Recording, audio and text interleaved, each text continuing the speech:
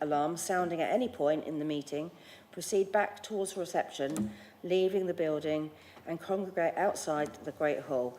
Toilet facilities are available on this floor, just outside the room, just near the entrance. I've used them already, so they're just out there. Please switch off your mobile phones or place them on silent if you need to use them. You can't hear me? Can you hear me now?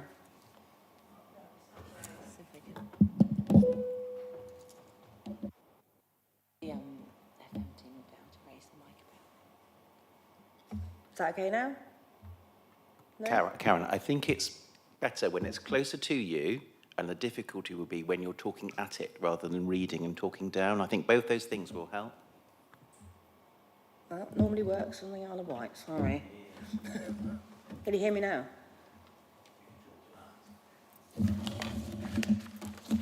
Can you hear me now?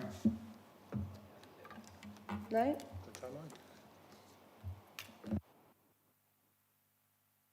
It's just big enough sound. How about now? Can you hear me now? Yes. I need some raw ardor training. Thanks, Simon. So back to filming and broadcasting. Hello, everybody. The press and members of the public are permitted to film and broadcast the public sessions of this meeting. By entering and remaining at the meeting, you are consenting to being filmed and recorded, and to the possible use of those images and recording for broadcasting purposes. Filming or recording is only permitted in this room while the meeting is taking place, so must stop when the meeting is either adjourned or closed. Filming is not permitted elsewhere in the building at any time. And just talking about the mics, actually. So please remember, when you want to speak, if you press your buttons, it does do the automatic queuing up of you. And just please remember to turn it off when you've finished, and to speak up so we can all hear you. So, have we got any apologies for absence?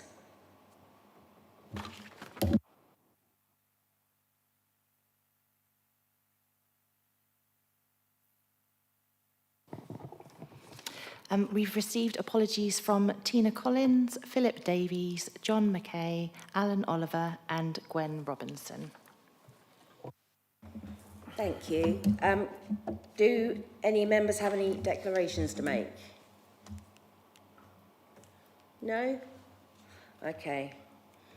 So we're going quite quickly with this one. So item 3, minutes of the previous meeting. To confirm the minutes of the previous meeting held on March 2025. Everybody okay with that? We have affirmation of that?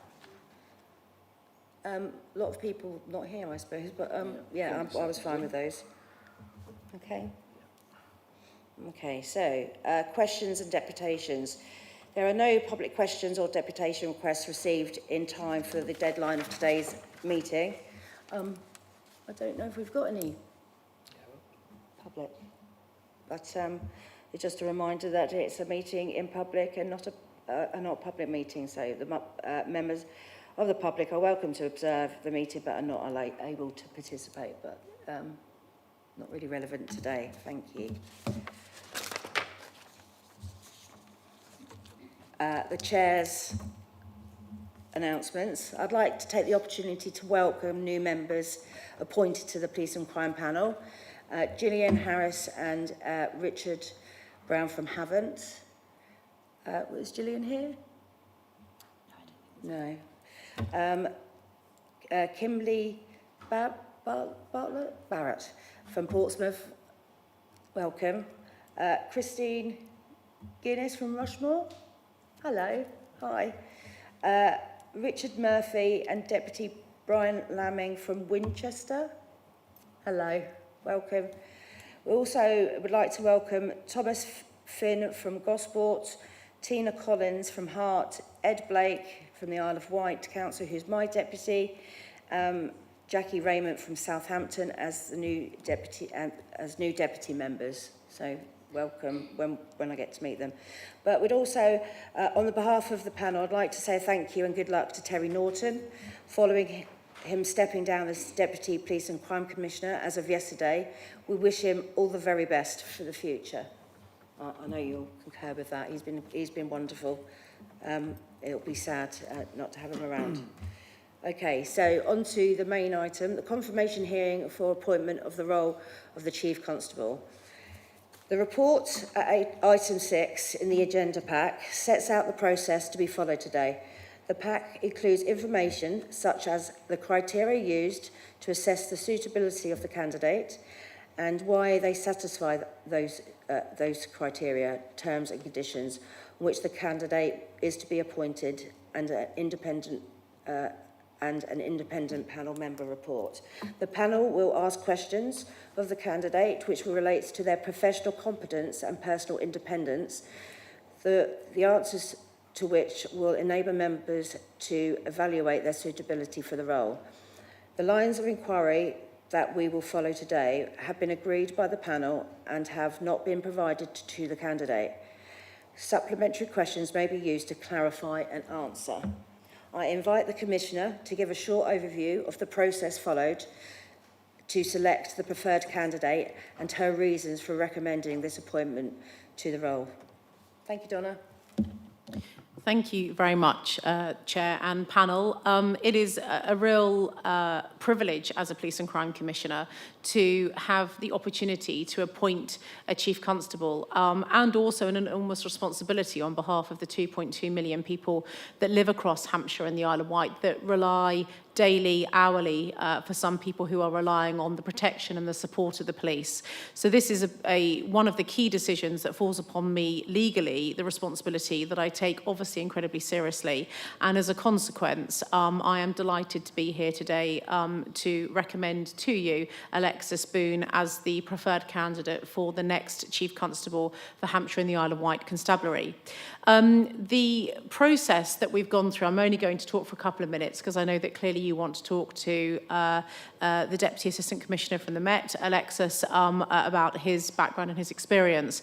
But what I do want to do is just to very quickly refresh your memory of the process that I've had to go through legally.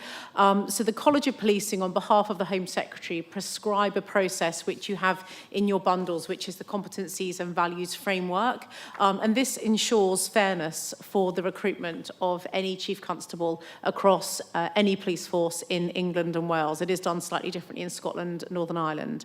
But in England and Wales, that is the process that we currently follow. And it is a very good process, which means that we are mindful of the law, all of the legal requirements within legislation. One of the key things means that I had to have a senior policing advisor on the recruitment panel to make sure that any of the particular policing competency nuances that perhaps I wouldn't be aware of as a layperson were highlighted to me. And I was delighted to have Chief Constable Joe Shiner, who is the Chief Constable of Sussex Police, to sit on the interview panel alongside me. The interview panel was made up of 3 people, of myself, Joe Shiner, and Chris Ward, who is the Section 151 officer, the Finance Director for both Portsmouth City Council, Gosport Borough Council, and also the Isle of Wight. So I hope you can see that in asking Chris, I was also ensuring that local authorities and the public's voice through local government was also represented in that way. Kate Gunson, the Chief Executive of my office, of the Office of Police and Crime Commissioner, was also on the panel in her capacity as our monitoring officer. We also had both an external and an internal panel interviews for the shortlisted candidates. And I was very grateful that your legal advisor, Peter Balfe, and Councillor Karen Lucioni, the panel chair, were able to take part in the external panel, which again made sure that the panel was involved in the process and had that oversight and ability to feed into the points that they thought were key on behalf of the public across Hampshire and the Isle of Wight. White. So the key things that we were doing throughout the recruitment process, much the same as when you are appointing senior people at your local authorities or your chief executive of your councils, we were looking at the experience and we were looking at the competencies. And thanks, as I say, to the competency framework that was slightly prescribed, but does give us the opportunity then to look at what the needs are locally across Hampshire and the Isle of Wight as well. We had initially the paper-based application, which was scored. Again, that's all audited and done formally in conjunction with the College of Policing rules. We also carried out both personality profile and colour works so that I could look at the strengths and weaknesses of each candidate and then profile that amongst the key, the Chief Officer group, which is Assistant Chief Constable and Deputy Chief Constable ranks, to make sure that the Chief Constable would also be complementing or knowing where they would fit within the existing Chief Officer team and how they may need to flex their management style when they come in as Chief Constable. I'd like to formally thank Kate Gunson, Chief Executive of the Office of Police and Crime Commissioner, for running the process on my behalf, formalising everything and enabling me to have all of the information that I needed to make what I think is the best decision for the people that live in these two counties. So finally then, Alexis sits here before us today as the preferred candidate, having gone through a very prescribed process as a very experienced senior police officer working in the United Kingdom. He's not only an experienced national counter-terrorism commander, but also an international counter-terrorism commander. He has led firearms jobs as a firearm commander, some of the most complicated and large-scale firearms jobs in the country. He, as you know, is currently the head of local policing in the Metropolitan Police Service. And I feel like I just need to pause on that for a moment and reflect, because that job in itself is enormous. The lion's share of the police officers serving in the Metropolitan Police Service today are actually under Alexis' direct control. It is one of the largest police forces in the world and one of the police forces that is dealing with some very complex issues, as you know. And I think that for us here in Hampshire and the Isle of Wight, the skill set, the level of complexity and problem solving that Alexis has had to undertake and perfect in his role are skills that will pay dividends to us here in Hampshire and the Isle of Wight, particularly around partnership working and building community relationships, which I think is absolutely key. So thank you very much, Chair. My recommendation to the panel for their consideration is that they confirm the appointment of Mr. Alexis Boone as the new Chief Constable for Hampshire and the Isle of Wight Constabulary. Thank you. Thank you, Donna. Welcome, Alexis, to the room. So it's time for the panel now to the opportunity to ask questions. So I'll start where we mean to go on. You ready, Alexis? So what makes you the best candidate to lead Hampshire and the Isle of Wight Constabulary? No, thank you very much, Chair, and thanks to the panel for convening today to hear this confirmation hearing. I think I'd start with, first of all, what draws me to Hampshire and the Isle of Wight. I do have relatives that live in Hampshire, and the force is particularly appealing to me in that it is an interesting force, in that you have cities, an island, ports, airports, vast tracts of rural countryside. There are some real challenges here, and I find that particularly appealing. And I think, you know, you join the police to make a huge difference to the public, and where could you make a better difference as a Chief Constable? The influence you can have, the difference you can make is phenomenal. So it really does draw me to Hampshire and the Isle of Wight, and I would like to relocate here as well, just to make that absolutely clear. It's a place of the part of the world I would like to live in, so very keen to do so. If I just talk a bit about my experience and what I could bring, I started off in a county force, so I left university, worked for a year, and then worked in Surrey Police. So in some ways, for me, it's quite an emotional connection of coming back to county force policing, which feels very much at home for me, despite the many decades I've spent in the Metropolitan Police Service. I started on response, and then when I was promoted and learned my trade as a detective in Surrey, And when I was promoted to sergeant, I worked very closely with communities as a borough sergeant in North Surrey. So really started perfecting my kind of partnership, relationship building, problem solving with local authorities, health officials and so forth. I transferred to the Met in 2002 and I spent most of my time as a detective. I worked in West London and became a crime manager in central London. But I worked across public protection and all the partnerships that avails itself to.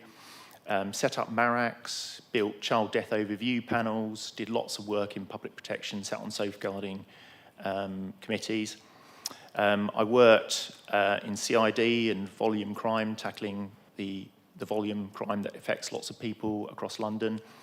And I worked proactively. And I worked on crime squads, targeting guns and drugs, gang activity, cross-border, across London and into some of the county forces as well.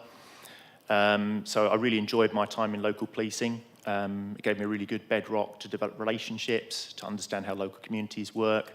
And I've had to understand and build relationships with some communities that really distrust the police, that find it difficult, have a difficult relationship with the police, and managed to find my way and build some really key connections and relationships with difficult to reach communities. In 2012, I took a bit of a change in my career path and joined counter-terrorism policing as a senior investigating officer. And at that time, I came just around the Olympics, so was involved in the security of the Olympics and was on call as a senior investigating officer throughout that period, responding to threats as they unfolded for the Olympics. And at that time as well, Syrian-related terrorism was breaking across the world. So I was appointed national lead for countering Syrian-related terrorism. So worked with forces up and down the country, preventing aid, kind of terrorists exploiting aid convoys to go out and fight out in Syria, because they would equip themselves, gain skills, networks, and come back and attack the UK. So lots of work to prevent people travelling with the government, with national forces, the MPCC. And I investigated hundreds of counter-terrorism operations, financing,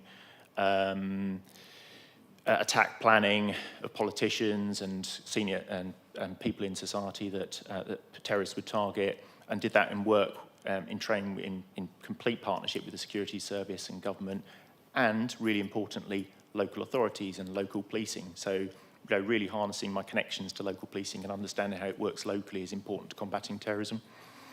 I became head of international operations, so I worked managing all the counter-terrorism liaison officers overseas to stop terrorism at source and projecting back into the UK. So I built a really good understanding of international law enforcement. I chaired a programme board in Europol to develop counter-terrorism capabilities to protect the UK from terrorism. And then in 2017, I was appointed head of operations at SO15, which is the counter-terrorism command in the Met Police. And that job really is leading on prevent and pursue in London, so of the government's contest strategy. And effectively, I led the operational response to the counter-terrorism attacks in London in 2017, supported the National Policing Network in relation to their response. I sent and deployed many officers up to Manchester to deal with the awful and appalling incidents up there. And dealt with then the government's determination to break the cycle of terrorism, so worked really hard to disrupt key individuals in the UK. After counter-terrorism, I did a brief stint in transformation in the Metropolitan Police, where I learned my trade around change and becoming a change professional, which as a senior officer is really important. And as a chief constable, you have to really understand how to implement change in the best way, take your people with you, deliver the right things for the people you serve. So I learned a lot through that posting as well. And then as a chief officer for 4 years now, so that's a commander and above in the Metropolitan Police, I've had responsibility for Central Specialist Crime, which is all the Met's specialist capabilities, the flying squad, cyber, digital, exploitation, modern slavery, so all the specialist capabilities to tackle those really harmful crimes. And then I did local policing in South London, where I had about 7,500 officers, beneath the river effectively, and that was very much local policing, again, reconnecting with my roots in local policing, building the relationships, and that was extremely challenging, following police shootings and other critical incidents. Very hard. I'd probably have about 10 goal groups a week sometimes with the amount of critical incidents we'd be dealing with, but lots of support wrapped around you as well. It's not, this is not you on your own. You do these things together as a collective. And then on promotion to Deputy Assistant Commissioner, I think about 2.5, maybe a bit longer ago, 2 years ago, the Commissioner appointed me to basically build the performance regime back into the Met, build tasking and coordinating back into the Met, and these were all essential things to help us exit Engage. The Met was put into Engage by HMI for a number of issues, which I won't go through now, but happy to talk about those later. But certainly it was a key request of the Commissioner to rebuild that, because behind all that performance regime and tasking, there are numbers, and those numbers relate to people, to victims, to communities. So putting that back in to deliver a better service for the public, essentially. And then in November, just last year, I took on local policing, which I have responsibility for all the basic command units in London.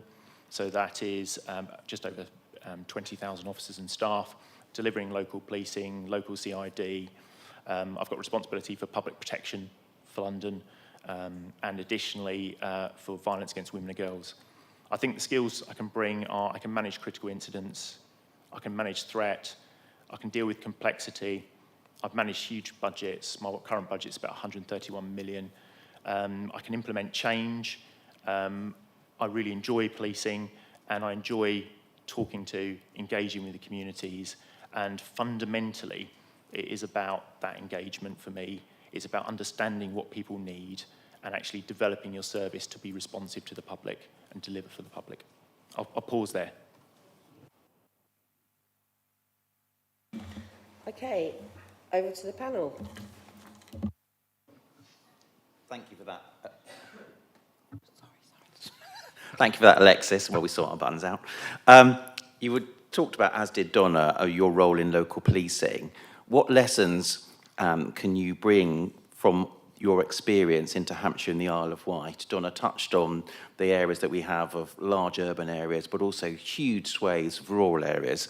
So it'd be really good to know what lessons you would bring to our area. Yeah, thank you very much. And it is all about learning, isn't it? And that's one of the things when you come in from outside, you can see the difference, can't you? And before it becomes almost like the wallpaper that you get used to, you can see that difference. So what can I bring? What have I learnt from local policing? I've really learnt how to engage with communities and actually listen to communities. So through, we've been uplifting our neighbourhood policing programme, much like you have here in Hampshire and the Isle of Wight, because that is an essential link with community. So I've learnt, I would say, how to develop those connections, how to land local policing with stakeholders, with local communities. We've still got work to do, of course, to embed it more fully, to make sure that actually the problem-solving processes that solve the issues for the public are actually effective. So more work to do there. But also one of the key things I've learned is it is about delivery.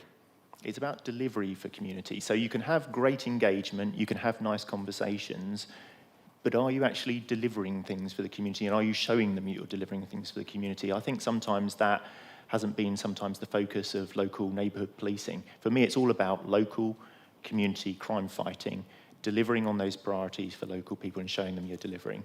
But alongside that, you need to have and involve the public in scrutiny of policing. So I'm currently undergoing a piece of work with the Mayor's office to try and improve our scrutiny. But essentially, you need to have members of the public who are representative of their communities to come in and look at how are you using your powers of stop and search, how are you arresting, how are you investigating. You really need to up the level of scrutiny because that builds trust. And I think that's an essential thing for all police services across the UK to really build on that trust. So I'd say I can really embed local policing, and that's my intent, to really drive forward the great work that's already been done in Hampshire, not redesign, drive it forward, and actually build that scrutiny as well and engage the community more.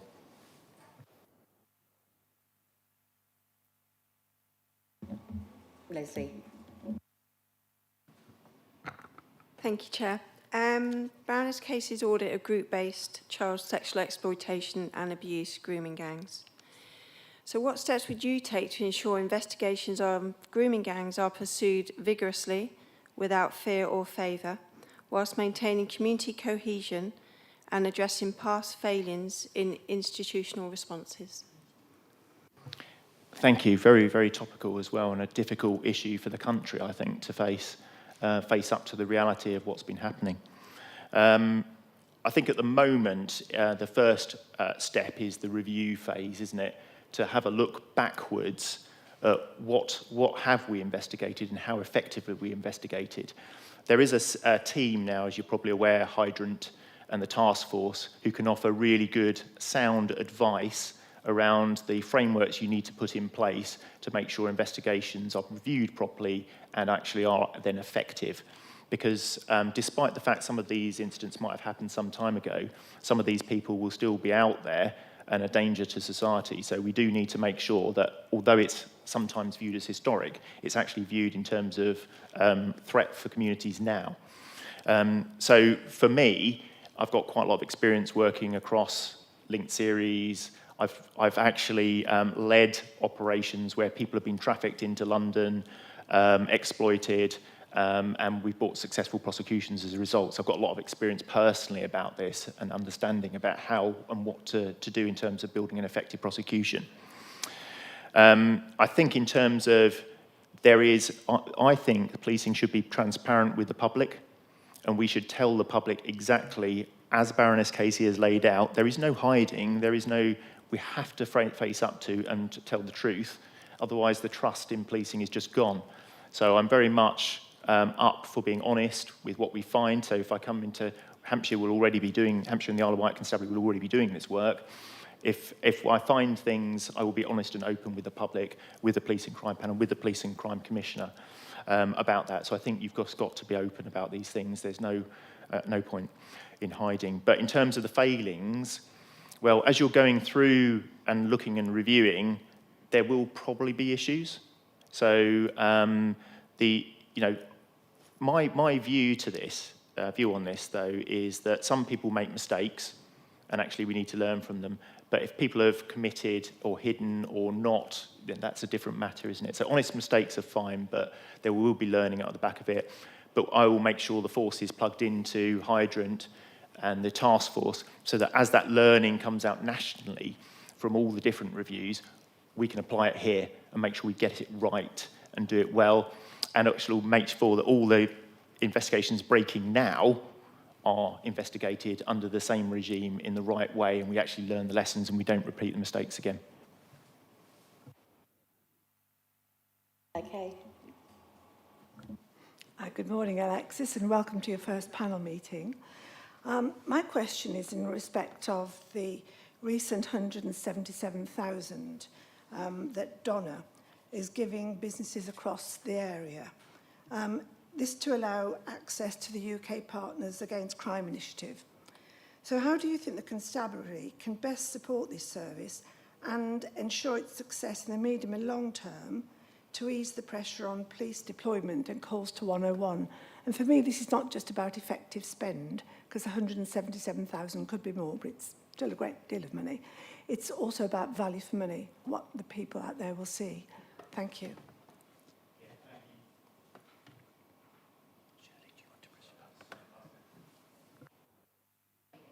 There we go.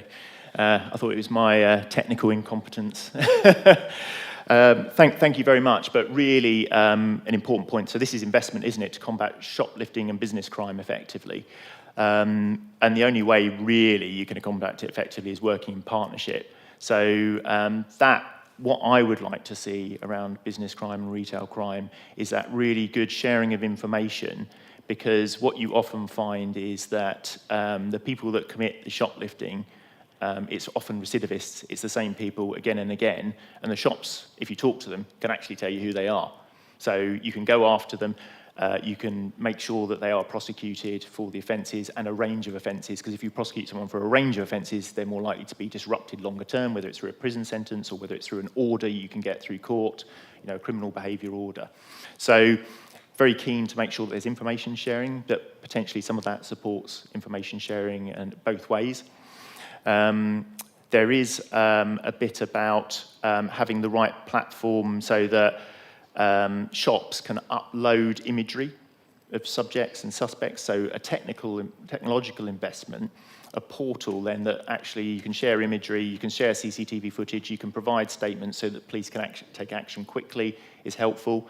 But I think broadly, you want to invest in a local partnership to combat business crime with the business bids with the local authorities and everyone else, because there will be something everyone can bring to the table here. So talking to the bids only yesterday in London, they've got masses of security capability in terms of enforcement officers, security guards. The council have got people. If you can bring them together and you can focus them on the problem, I think you can be more efficient. But your point is, isn't it, about building for the longer term? So if we can get the model right, using that money and the partnerships right, actually we'll have something more sustainable for the future. I think the police service has turned a blind eye personally to shoplifting for far too long, because actually, and business crime, because it impacts and harms the economy first, but also it makes some of our cities and towns areas where people don't want to go, and that's not right, and the communities don't deserve that. So they're also shoplifters as well, can commit other offences. So by removing them from society or disrupting them, you probably impact on a wider range of crimes as well, as I've seen. Thank you.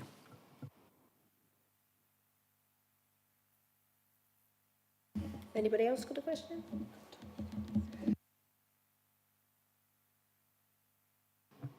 It is working now. I was listening to that last answer, and it must be frustrating as well. You put all that work into it, and then it gets to the courts and it goes nowhere. But that's something completely different on the frustration side of things. What is your experience in working with partners and other organisations, and can you provide an example of a positive outcome achieved through effective partnership working? Yes, I can. Just on there is the thing where people here and the Police and Crime Commission can help, I guess, lobby the criminal justice system more broadly as well, for the people of Hampshire and the Isle of Wight, around some of the, where you've got court cases listed that are coming to fruition in 2029. That's just not justice. In my view, justice delayed is justice denied, isn't it? It's the old saying. Sorry, I've gone off and forgotten your question. Partnership working. Partnership working, right. So in relation to partnership working, and an example of where I've seen it work well is with the NHS. So in counter-terrorism policing, what we found were lots of people manifesting with mental health complications were going on to be groomed or exploited for terrorism purposes. And the problem kept growing, and we were kind of intervening in a bit of a piecemeal fashion with our health partnerships across London. So bringing together with the police, the mental health services and the NHS, we built a hub in London that actually we could share information, we could intervene early, we could stop the groomers getting hooks into vulnerable people. It worked really effectively, and we disrupted loads of people from terrorism. So you can actually solve some really important problems by working in partnership. That model was taken and replicated in a number of other hubs across the UK, but we did it first in London because you see the problem develop, you think, who can help me? We get the NHS in, we've got a like mindset, and we work together, and we delivered some really good interventions that keeps people safe, because these people are victims who are drawn into this awful situation, no fault of their own, but through their vulnerability. And I think we safeguarded and protected hundreds of people through using that hub, using those connections, and stopped people being exploited for terrorism. Thank you.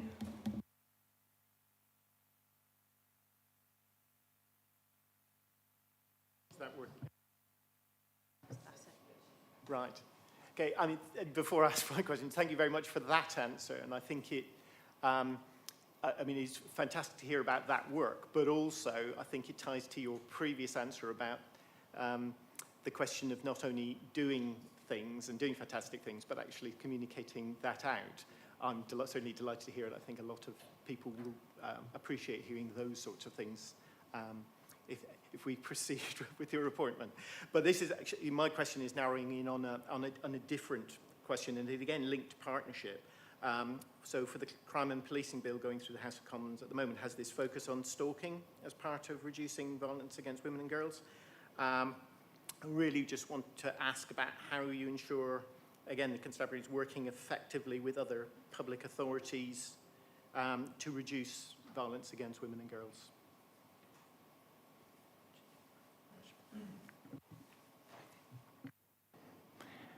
Just check, yes.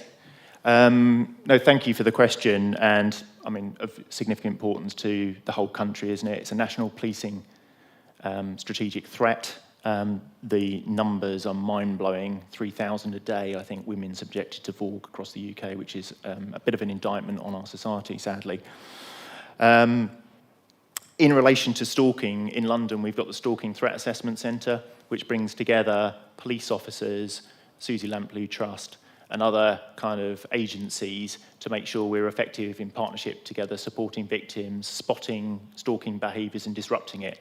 So one of the things we've done in London is built kind of bespoke searches to look for crimes that you might not initially think of stalking, but have all the elements of it. So you're trying to identify the risk across it. Because sadly, stalking is often a prerequisite for homicide or other serious offences, as we've seen through evidence-based research. But again, it is partnerships with charities, it's partnerships with local authorities. In London, there is the VAWG, MOPAC VAWG board, which brings together all the partners to work out how are we strategically going to tackle this together. So there is a plan there. But in London, we've focused on 3 pillars, really. The first one is building trust and confidence. So we have instigated scrutiny panels of the public and others to look at sexual offences, so including stalking, to make sure that actually are we doing the right things, are we learning the lessons, are we supporting victims appropriately and properly, and that's with the CPS. And additionally, we've instigated our own IAG, so we've selected victims, survivors, people from different walks of community to come in to sense check what we're doing, our policies, our processes, are they right? Does it actually live up to people's lived experience of stalking? Are we combating the issues that they say they're facing? Then we've also gone relentlessly after perpetrators. So we've got the VAWG 100, you might have read about it in the newspapers. It basically looks at someone's past offending and it stacks them in terms of their risk and threat to society. And we do everything we can through that VAWG 100 to go after those top offenders, to make sure they're disrupted, to make sure that we've got orders against them, that we are relentless in our pursuit of them. And additionally, we've used, and I think it's been tested in the counties here, live facial recognition. So live facial recognition in the right hotspots. Last year, 661 sex offenders, some of those stalking dangerous people, identified, many of them in breach of their conditions, also their orders that they've been granted by the court. Really effective way of combating it. So really focusing on perpetrators is really important. And we've done lots of safer space work. So this is the third pillar, safer space work. So essentially training our officers and our staff to enter environments of the nighttime economy, to look out for the risk factors. So do you see young men hanging around in certain areas, stalking women, following women? We do. We identify it, we intervene, and we tackle it. We do stop and search, we have conversations, you can look at arresting. There are lots of things, and we've done lots of those patrols across London to reassure the female community that actually we're taking it seriously and we're going after the perpetrators, not victim blaming, not shaming. No, this is all about going after perpetrators for me. Wonderful. Did you have a question? Thank you very much indeed. My question is about intelligence. So your predecessor started rebuilding intelligence capability of a local constabulary, which had been left to grass might be the best and most non-effective way of describing it. Will you continue that process? And what impact do you think it will have in rural crime, business crime, and also the drugs trade, which is currently blighting a lot of our communities? Thanks. Yeah, really good question. When I came in to have a look at Hampshire and the Isle of Wight Constabulary, it was quite apparent that the apparatus was still being rebuilt. I think that in fairness to predecessors, some difficult decisions had to be made with the budgetary position they found themselves in. But intelligence is the lifeblood of policing, and it starts down at local community levels, so making sure you've got an intelligence unit that gives proper requirements to local officers. What do you need to be looking out for? What do you want information on? What are the vehicles? Who are the people? Those sorts of things. And essentially it flows upwards, it's assessed and it's enriched by other intelligence and other sources. The difference it can make is quite phenomenal. So with proper intelligence, you can be a much more demanding customer of the NCA. You can be a much more demanding customer of your local regional crime units. So I think at the moment, I think there's a way to go, but I think Hampshire and the Isle of Wight Constabulary, if it carries on the progress that it is, can be really positive and make sure that actually there is an intelligence feed that will bring the resources and assets into Hampshire and the Isle of Wight to tackle some of those problems. And you're right, rural crime often is organised crime and of significant scale, and my goodness, it blights lives and communities. Business crime as well, we've seen that organised again, and actually something we can really work to disrupt. And I think there's a real opportunity here, and certainly an area that I would be particularly focused on to really develop that out. I've got experience working across counter-terrorism policing with the NCA and the ROCUs really extensively, and know the Serious Fraud Office, so I can bring, if I've got that intelligence feed going, I think I can really deliver some results for the constabulary. Thank you very much. Who would like to go next? Thank you. Earlier in 2025, it was announced that knife crime across Hampshire and the Isle of Wight had decreased by over 20%. As Chief Constable, how could you ensure this process continues, particularly with the increasing budget pressures? Just checking, yeah. I mean, knife crime, lots of experience tackling knife. I've seen some appalling things in London. Youngsters out with knives, causing irreparable harm to communities. It's heartbreaking. It's great that there's been that reduction, but you can never take your eye off the ball. That's I think, the essential point here. And the government's mission, again, is to halve knife crime, isn't it, over a period of time. I think what we found successful, and I'd be keen to make sure continued, is, again, that relentless focus on the perpetrators of knife crime. So making sure that they are identified, they're targeted in terms of prosecution, investigation, but also orders, criminal behaviour orders. We can get them under control. We can prevent them carrying knives. But also the locations where knife crime happens. So in London, it's a vast city, but you'll be really surprised about how few locations it actually happens, and you can really concentrate resource in those locations. But also the victims of knife crime. There are vulnerabilities that make people vulnerable: gang membership, exploitation, sexual and criminal. So there is a bit about sort of supporting vulnerable people who are vulnerable to knife crime, or who might carry a knife in fear of being attacked by another. So I think if you go after the suspects, the locations, the offenders, and support victims or potential victims in the right way, we will do well. But I think there's a whole raft of partnership work around this. There really and truly is. And you start down in the schools, don't you, around educating around knife crime, what it means, what the consequences are of carrying a knife, and try and discourage young people, particularly from carrying knives. But not to forget as well that in London, the youth knife crime has actually dropped. We've seen a rise in knife crime, people over 25, essentially. So you can't, while you're dealing with the youth side, you've still got to think about how you intervene and you divert adults from using knives or carrying knives. And a lot of that is probably gang disruption as well. And I know Hampshire, the Isle of Wight does have gang activity linked to London and other parts of the UK as well. So going after the gangs is often a really effective way of tackling knife crime and the trade that they deal in drugs, you know, stopping the drug trade, using that intelligence machinery to build operations and packages so that we can disrupt those people from impacting our communities. Thank you. Thank you, Alexis. Trevor? Yes, thank you. You mentioned on your opening speech about Hampshire itself, you know, all the various diverse sort of areas, rural areas, cities, etc. And I suppose my question really is, how would you seek to understand and meet the needs of the diverse local communities across Hampshire and the Isle of Wight, in particular those harder to reach? And that could be the Isle of Wight, for instance, or other parts of Hampshire. Yeah, a very, very good question, and it is incredibly diverse, the communities, and a big, too big, you know, with the island as well, with the Isle of Wight, a big place, isn't it?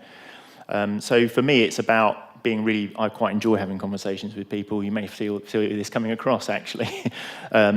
But I like meeting communities, I like talking to people, I like listening. That's one of the reasons I joined the police in the first place, to help communities. So I'd be quite proactive. And there are lots of forums that neighbourhood policing teams have set up that I can go along and visit and be visible, have conversations with communities. And also encourage my officers, senior officers and others to do so as well. I think it's really important. It's a team effort, not just me. But keen really to make sure that the neighbourhood policing teams, the local bobbies who are out there who are doing a fantastic job supported by the wider teams, really engage with communities, understand their communities. So there's lots of questions about, do you actually understand your community? What are you doing to reach the hardest to reach? Are you using communication methods that are different, using channels that are different? Because there are radio stations, there's social media, there are different ways of communicating with different parts of the communities. So making sure that that's really, really effective. But for me, it's kind of, you can do all that, but you've got to show results for me. Again, I go back to, you've told me about these things that are impacting your community or your communities. This is what we've done. I'm really keen to go back to people with some tangible outcomes. Take rural crime. So I work in a big city. I've seen some horrendous, my parents live in the wilds of Somerset, so I've seen some horrendous crimes and rural crimes committed which have gone unanswered. And I think actually there's a real opportunity to listen, to engage, work in partnership and show some real results for all communities. The rural community is one that I'm always keen to learn more about and understand.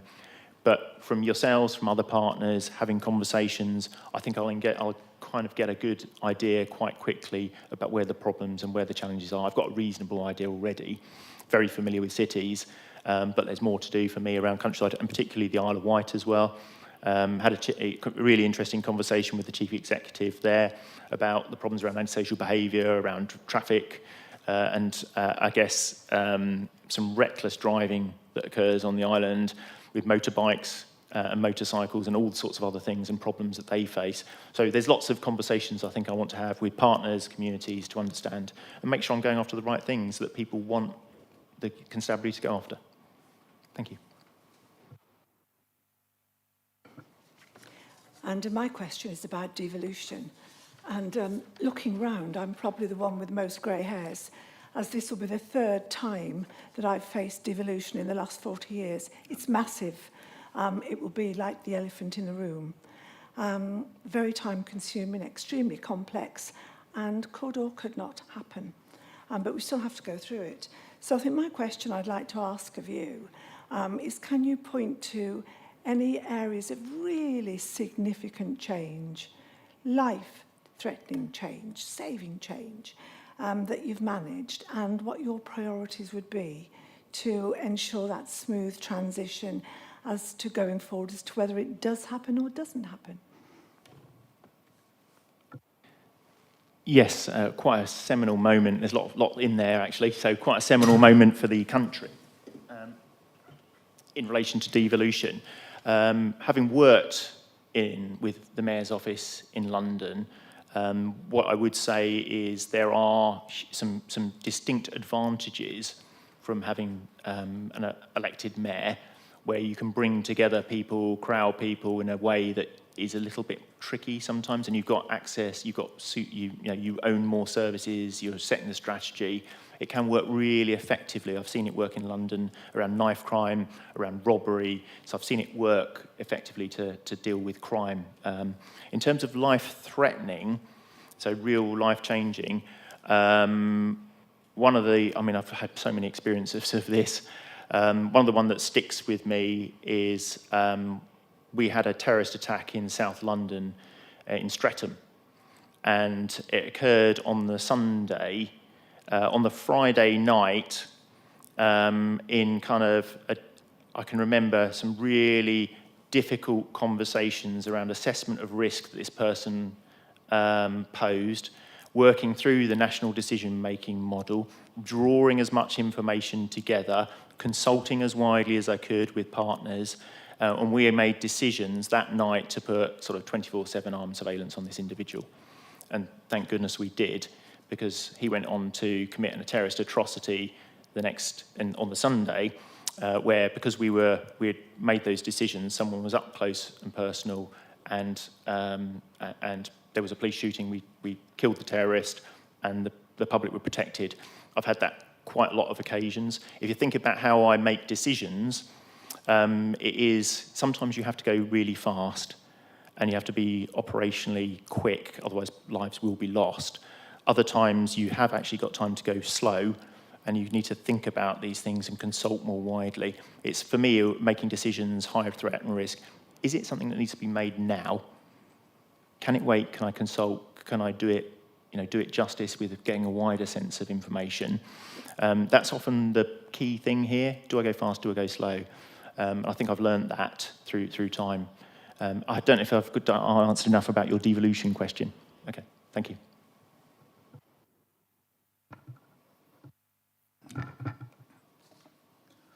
Thank you. Yes, I've got two questions, actually. So the first one is, as Chief Constable, you're constantly exposed to scrutiny for both the media and the public.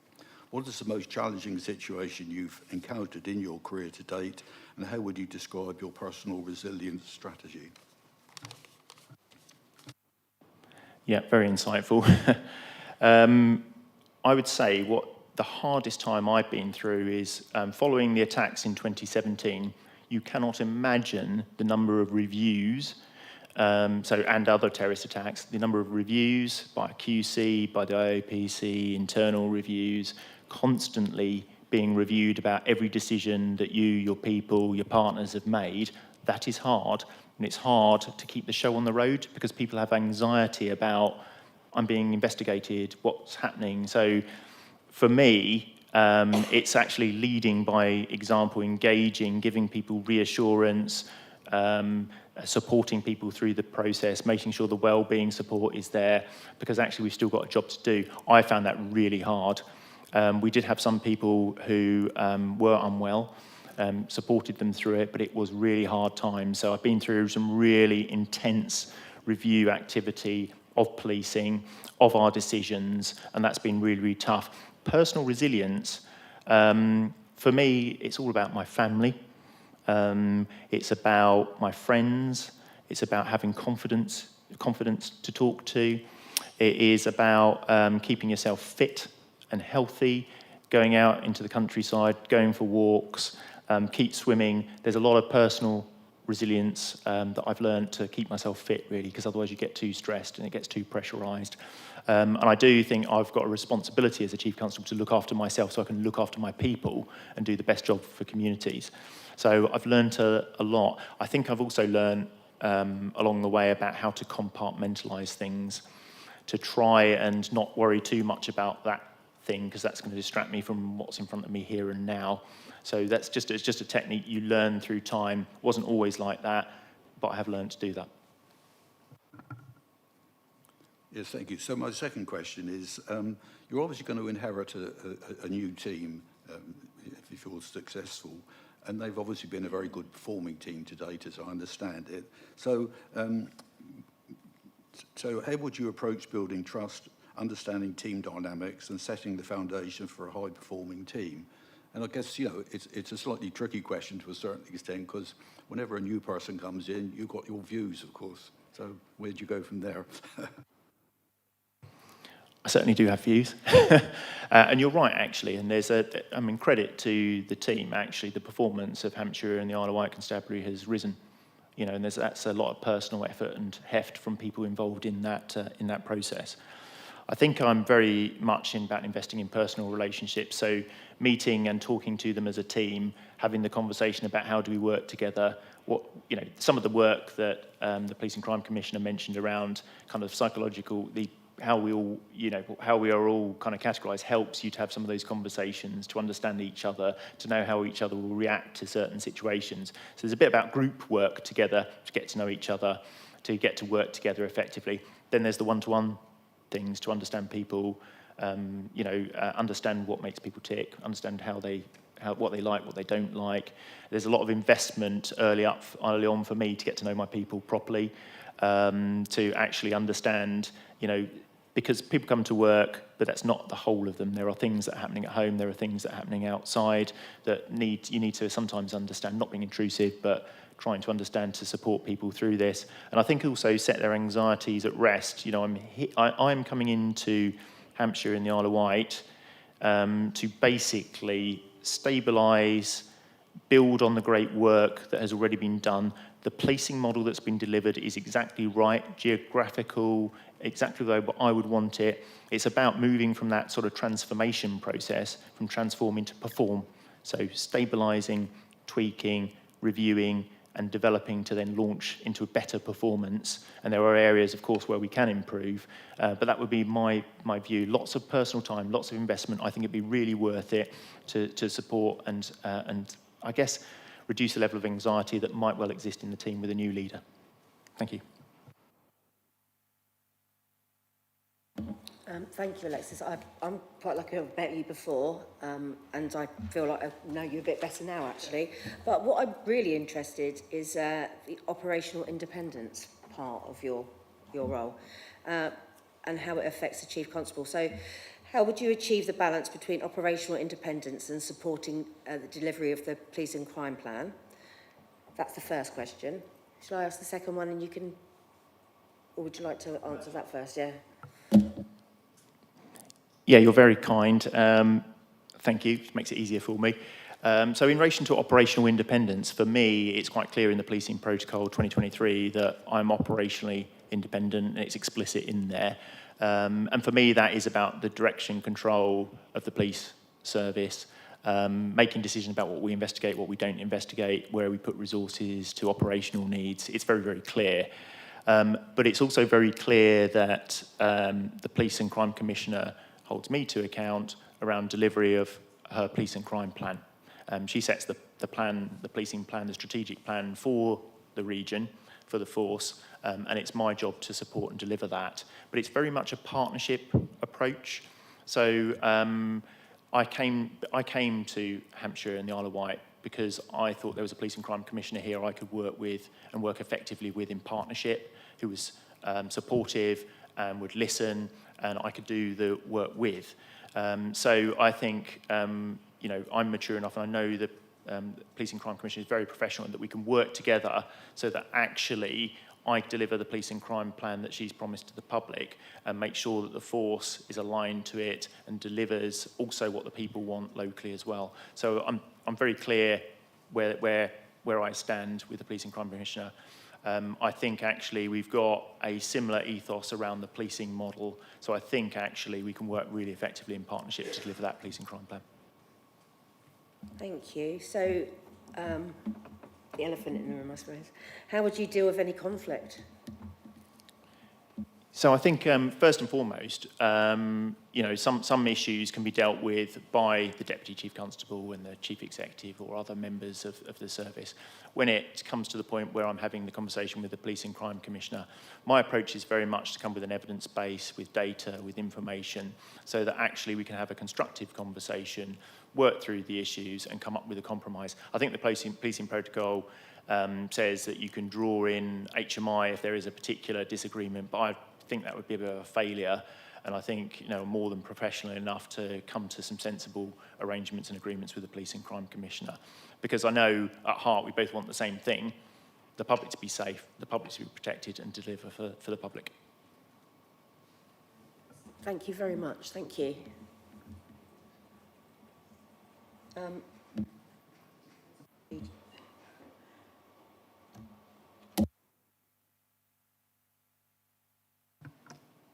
Thank you very much. I think one of the biggest drag on police performance in Hampshire, and it's not a criticism of officers, is their lack of experience. So we've increased the number of officers quite substantially, okay, although it's not as it used to be. But what concerns me is the experience of officers, and in particular the impact it has on response. Because what we're finding, for example, in Andover is quite often we will get 3 officers, 1 supervisor, and then 2, newbies, who haven't done the 2 years before they're allowed to, go.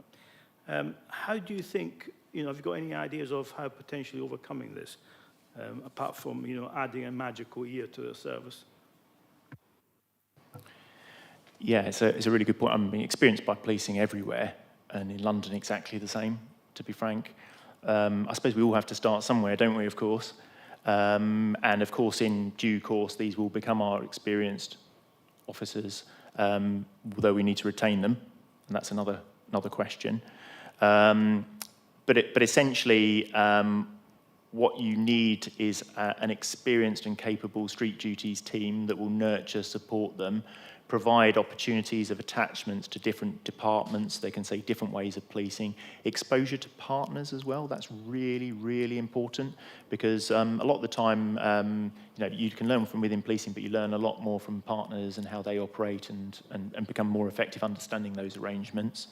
One of the things I've done, I've not looked in detail at the experience profile of Hampshire and the Isle of Wight Constabulary. One of the things we have done in the Metropolitan Police is we've rotated from experienced people from departments back out to the front line to try and rebalance the books a little bit. You find that more experienced officers tend to be in specialist departments, specialist areas, and sometimes the public need them out there on the front line, training and nurturing and supporting the new people of the future. So there are some options potentially around that, but also mentoring schemes, linking people up with more experienced officers and staff. So it's not just officers, staff can really add value here as well. So I think there's a whole range of things you could do, but it is a sign of the times at the moment that that's what we have. And what I would say is it comes with enthusiasm, skill, people with digital skills that a lot of longer serving officers don't have. It comes with huge opportunity and potential if you can harness it in the right way, focus them in the right way, support them in the right way. Leslie. Thank you, Chair. You're obviously a city cop, high-octane environment. We've identified as a real sort of diverse community here, so rural crime and rural communities. Obviously, sadly, they are victims of crime, farm machinery, fly tipping, off-road car meets. So how would you, as a city cop, help those communities trust that you will carry on helping to prevent and detect crime and make these communities feel safe? Thank you. Thank you, really important question. So I would say, although I still have my origins back in Surrey and dealing with fox hunting in the day back then with saboteurs and all those sorts of things. So I kind of have a bit of an affinity, but a lot of the skills are the same. So the way you would smash gangs and you'd tackle knife crime, they're all similar.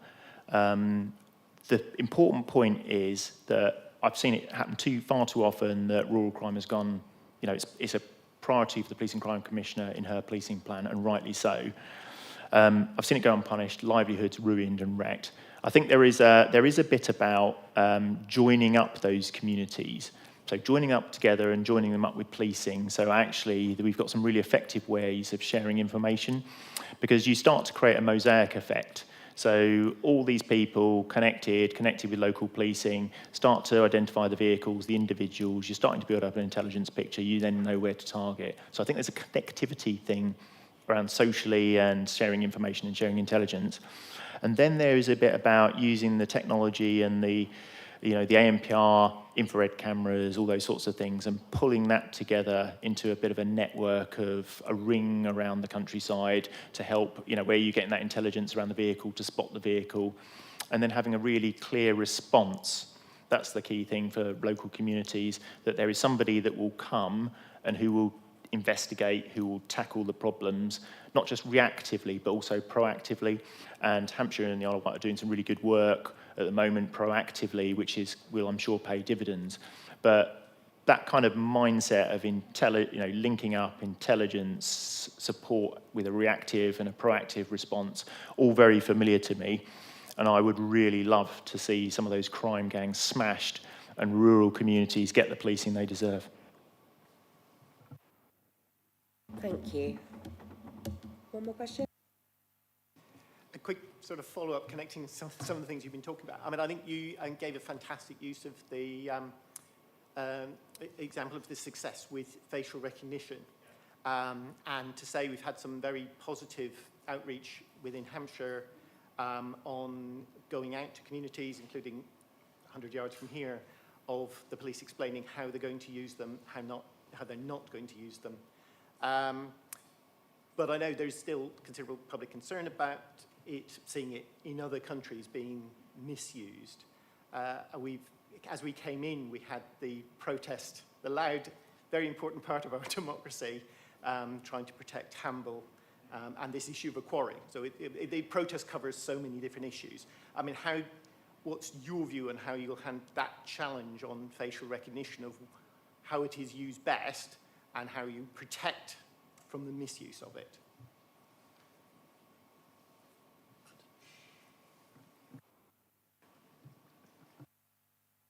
Yep, really, really good questions. I thought the protest had been put on for me, especially to remind me of home this morning. I think the first thing about where we've landed facial recognition well is by engaging communities in explaining what it is and what it is not, but kind of co-opting local politicians, local authorities as well to help us do that. So one of the things is you bring community observers and politicians and executive members of the council along, and you show them it in operation, and then they can ask all sorts of questions and start to really understand what's happening.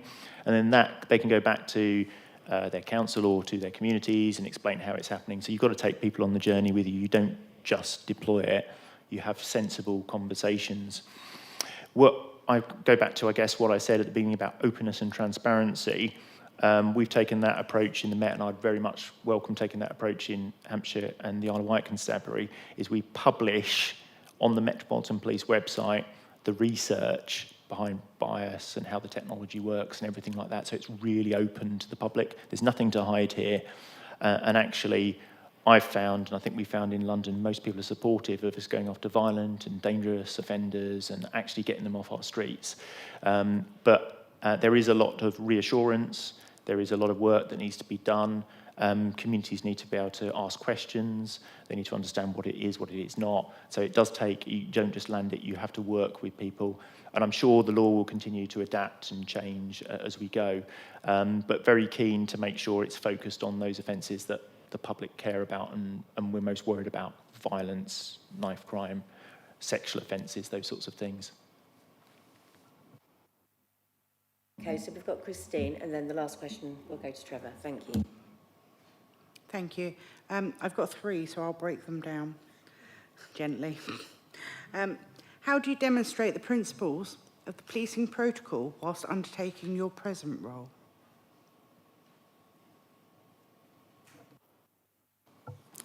Thank you very much. So in my present role, I work all the time with MOPAC, so essentially the PCC's office in London. It's very much a constant dialogue. MOPAC want to help and support delivery of operational, but it's very, they are very clear on the policing protocol and where the operational independence stands.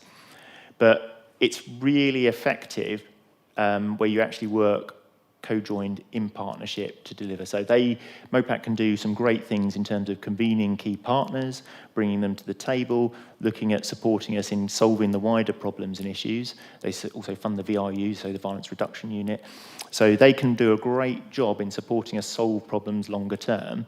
And we are sort of focused on the operational activity, and they support us sometimes through funding, sometimes through access to expertise to really deliver. But it works. I've found it, because I've been doing it for many, many years, and pretty much since the protocol's been in as even a more junior officer, I've got very used to it, working in that really tight partnership space. And I don't think I've had a problem or issue that has needed escalation or to resolve, particularly in that partnership working space. I think because the protocol's been in since, I think it's about 2011, isn't it? And it's been revised in 2023. You know, people have got very used to working in that environment and making sure that there's a proper partnership. You know, shutting up the shutters on each other is not an effective way of doing business, and it's a disservice to the public. You need to work hand in glove, and we've worked our way through that. Thank you. So the second part, what is your understanding of the relationship of accountability between the PCC, the Chief Constable, and the PCP? Thank you. So as I set out, I guess, for me, I'm operationally independent and make the decisions operationally about what to investigate, how to deploy people. And I'm very clear I'm accountable to the Police and Crime Commissioner, who has the mandate, obviously, from the public, being elected as the Police and Crime Commissioner, and will hold me to account around those decisions and performance and delivery. The PCC, when setting her strategy, discharging her functions, is subject to the scrutiny of the Police and Crime Panel, effectively. I guess the legislation talks about checks and balances to really sort of scrutinise how the PCC is operating. The Police and Crime Panel doesn't directly hold me to account. That's the Police and Crime Commissioner's job. Sometimes in London I'm called up for the Police and Crime Panel if it's a particularly difficult operational matter in some sort of detail, then I might be called up to assist with due notice. But it's very, very clear how it all works as a system to me. Thank you. And so following on from that, based on your previous experience, what sort of involvement would you expect to have with the Police and Crime Panel?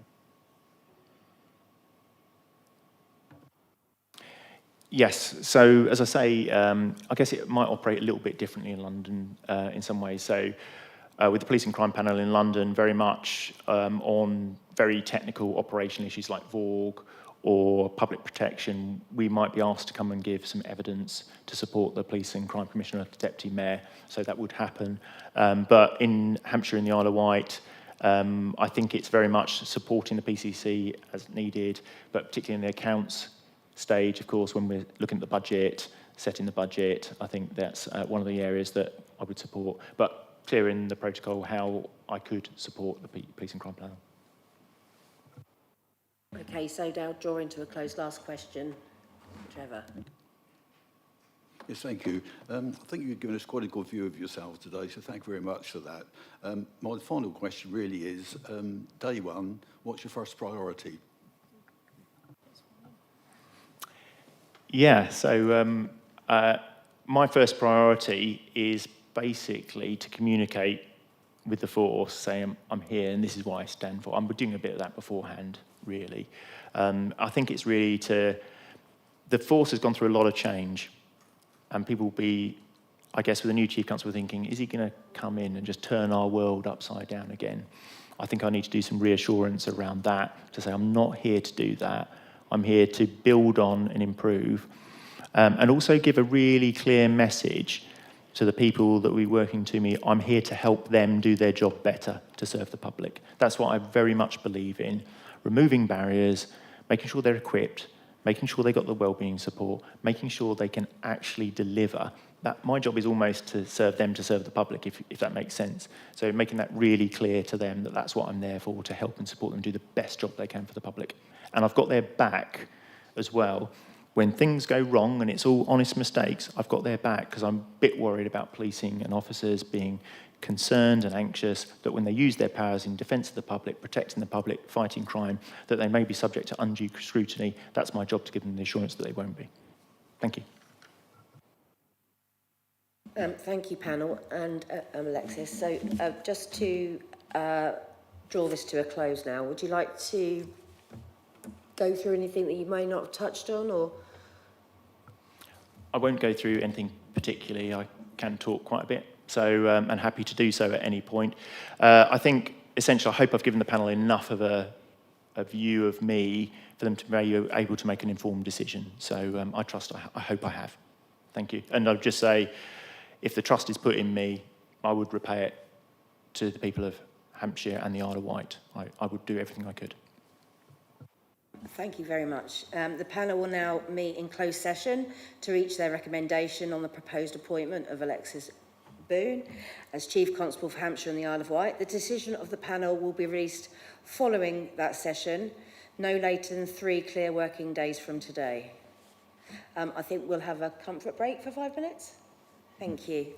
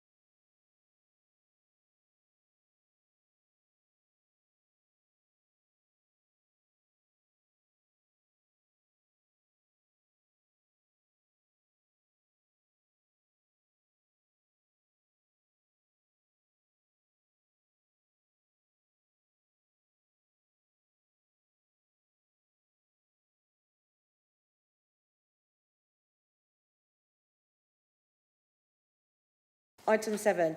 So we need to move. Sorry, Karen, I'm just conscious the door is open. I wonder if we could close the door. Please, can we close the door?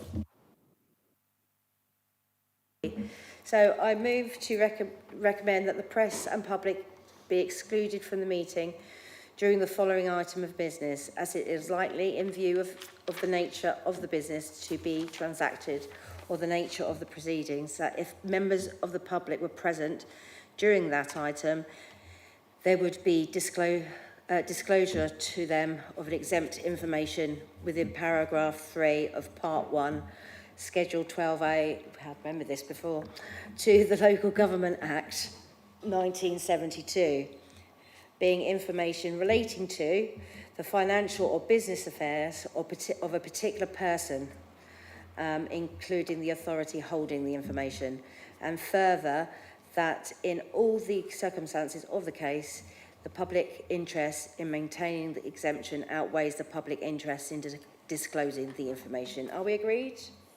Yeah. Okay, so can I ask for the webcast to be stopped?